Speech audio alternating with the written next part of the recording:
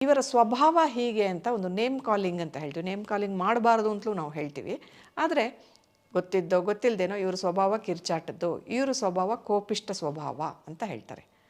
ಅದನ್ನು ಅವರು ತಾಳಿಕೊಂಡು ಬದುಕಬೇಕಾ ಅಂತಕ್ಕಂಥ ಒಂದು ಪ್ರಶ್ನೆ ಅವ್ರ ಮನಸ್ಸಿನಲ್ಲಿ ಹೇಳುತ್ತೆ. ಇವನು ಇಷ್ಟು ಕಿರ್ಚಾಡ್ತಾ ಇದ್ದಾನಲ್ಲ ನನ್ನ ಮೇಲೆ, ಇವನ ಕಿರ್ಚಾಟವನ್ನು ನಾನು ಸಹಿಸ್ಕೋಬೇಕಾ ಅಂತ ಇವಳ ಮನಸ್ಸಿನಲ್ಲೂ ಪ್ರಶ್ನೆ ಹೇಳ್ಬೋದು. ಇವಳ ಕಿರ್ಚಾಟವನ್ನು ನಾನು ಕೇಳಿಸ್ಕೊಂಡು ಬದುಕಬೇಕಾ ಅನ್ನೋ ಒಂದು ಪ್ರಶ್ನೆ ಅವನಲ್ಲೂ ಬರಬಹುದು. ಕಿರ್ಚಾಡೋದ್ರಿಂದ ನಿಮಗೇನಾಗುತ್ತೆ? ಕಿರ್ಚಾಡಿದ ಮೇಲೆ ನಿಮ್ಮ ಮನಸ್ಸಿನಲ್ಲಿ ಎಷ್ಟೊಂದು ತಳಮಳ ಆಗುತ್ತೆ, ನಿಮ್ಮ ದೇಹಕ್ಕೆ ಎಷ್ಟು ಆಯಾಸ ಆಗುತ್ತೆ, ನಿಮ್ಮ ಮನಸ್ಸಿನಲ್ಲಿ ನಿಮ್ಮ ದೇಹದಲ್ಲಿ ಏನೆಲ್ಲ ಪರಿವರ್ತನೆ ಆಗುತ್ತೆ, ಇದನ್ನೆಲ್ಲ ಯೋಚನೆ ಮಾಡಿ. 4 ಮನೆಯವರು ಕೇಳುವ ಹಾಗೆ ಕಿರ್ಚ್ಕೊಳ್ತಾಳೆ ಮೇಡಮ್, 4 ಮನೆಯವ್ರು ಕೇಳೋ ಹಾಗೆ ಕಿರ್ಚ್ಕೋತಾನೆ ಮೇಡಮ್, ಆಫೀಸಿಗೆ ಬಂದಿದ್ದಾರೆ ಮೇಡಮ್, ಅಲ್ಲಿ ಕಿರ್ಚ್ಕೊಂಡಿದ್ದಾರೆ ಮೇಡಮ್, ಕಾಫಿ ಡೇಗೆ ಬಂದಿದ್ದಾರೆ ಮೇಡಮ್, ಏನೋ ಮಾತಾಡ್ತಾ ಕಿರ್ಚ್ಕೊಂಡಿದ್ದಾರೆ ಮೇಡಮ್. ಯಾರೂ ಇಷ್ಟಪಡೋದಿಲ್ಲ, ಒಪ್ಕೊಳ್ಳೋದಿಲ್ಲ.